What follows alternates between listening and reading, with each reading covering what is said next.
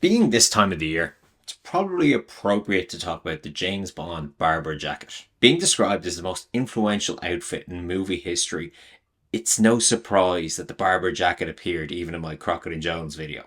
Let's talk about this jacket. When Bond wore the Barbour jacket in Skyfall, the costume department removed the hood that was on the initial design, which is why I love my version of the jacket.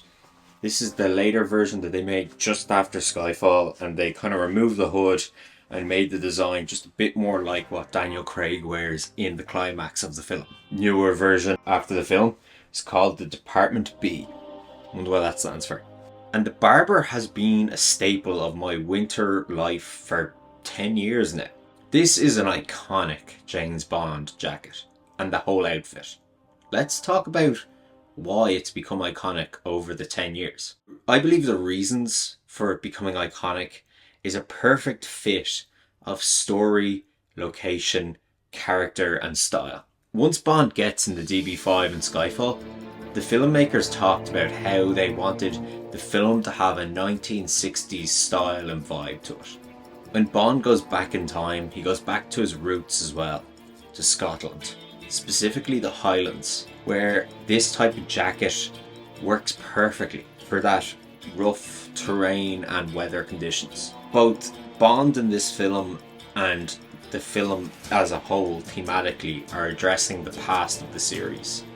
So to have a timeless look and feel while Bond goes back in time, referring to classic British brands as well, is appropriate. But although Barbour is a traditional British brand, Bond's choice of jacket is an untraditional style. So very much like Craig's James Bond, it's a tailored, well-fitted jacket with a traditional branding, some elements, but also his own take on things. You go and compare this to the catalogue of Barbour jackets and it's not really the same to a lot of them. It has those elements, but it's very much a different approach. And what they do is with this outfit, they strike a chord, I think, by using traditional British brands and styles while completing this look for Bond in Scotland.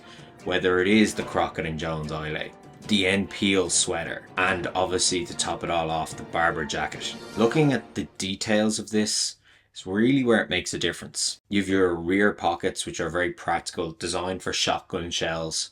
I love these little buttons, they're very nice, but also the leather trim, which makes it more durable, but just gives that lovely quality and luxury feel to it.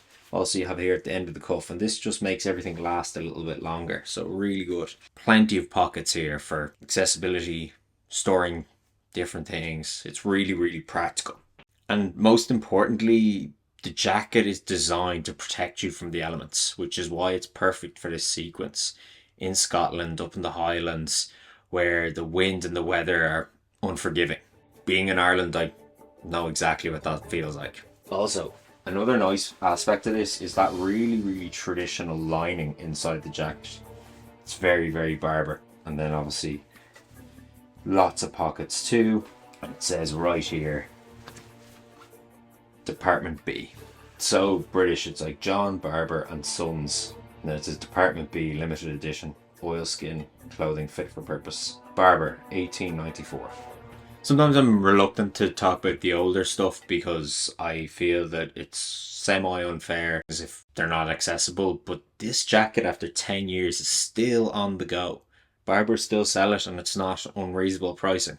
And if you're in the market to buy one of these jackets, here's my tips from 10 years of use, what I've learned about it.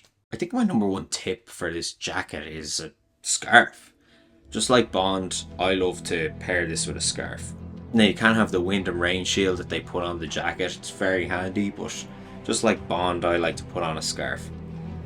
I myself wear a Barbour scarf, which is, this one in particular is a lovely scarf. There's a tiny bit of cashmere in there, so it just makes it softer. Gives you that cozy feeling when you're wearing it. Have a scarf, yeah. It works well in the scene and works well in reality.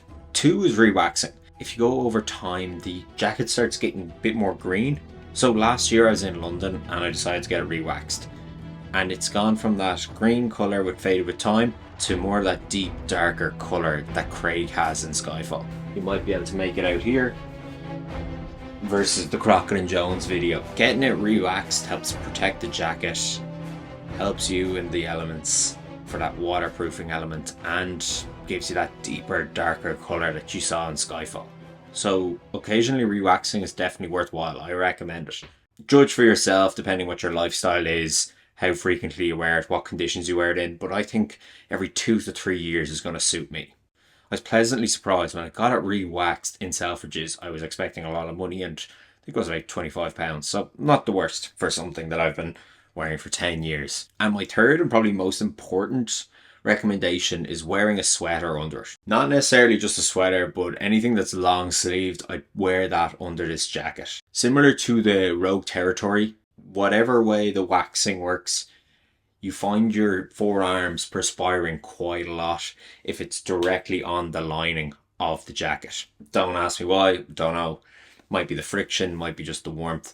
So when I wear a sweater or a long sleeve underneath this, it just wears perfectly. However, you can kind of get that little bit of stickiness if you just wear something like this or a Sunspell polo or whatever the hell you'd like to wear underneath. And as we know from Skyfall, Bond wears that end peel sweater underneath and it works great. And it keeps you nice and warm too. So that's kind of the perfect combo. But maybe if it's autumn and it's not cold enough yet, a long sleeve top would be ideal. So there are my tips for this jacket and owning it. Finally, to finish this out, after 10 years of owning this jacket, not only has it become a staple of my wardrobe, time has made this one of the iconic Daniel Craig James Bond outfits. Its contemporary and timeless style, British heritage, and part of a iconic James Bond sequence that has really entered the zeitgeist as a James Bond film makes it a great part of Bond and that Bond wardrobe to own. It's really practical for everyday use in the autumn winter months. And with it readily available, and you think it could be something that fits into your wardrobe in your life, why not go for it? In addition to being practical, it'll give you that feeling of one of the best climax sequences of any James Bond film. Thanks for watching. If you like this video, shoot the like button and subscribe. Plenty of videos to come. And also, you get 24 hours exclusive run on the videos. If you're a channel member, give that a shot if it's something of interest to you. Just helps pay for things like the hard drives.